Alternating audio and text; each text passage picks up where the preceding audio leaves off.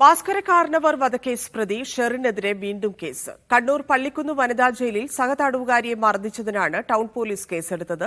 നല്ല നടപ്പിന് ശിക്ഷായിളവ് നൽകാൻ സർക്കാർ തീരുമാനിച്ചതിന് പിന്നാലെയാണ് സഹതടവുകാരിയായ വിദേശ വനിതയെ മർദ്ദിച്ചതിന് ഷെറിനെതിരെ കേസെടുത്തത്. കഴിഞ്ഞ തിങ്കളാഴ്ച രാത്രി 7:45 കേസിന് ആധാരമായ സംഭവം. കുടിവെള്ളമെടുക്കാൻ പോയ സഹതടവുകാരിയായ നൈജീരിയൻ വനിതയെ ഷെറിനും മറ്റൊരു തടവുകാരിയും ചേർന്ന് തടഞ്ഞു നിർത്തി അസഭ്യം പറയുകയും മർദ്ദിക്കുകയും ചെയ്തുവെന്നാണ് പരാതി. മർദ്ദനമേറ്റ തടവുകാരി കണ്ണൂർ ജില്ലാ ആശുപത്രിയിൽ ചികിത്സ തേടി.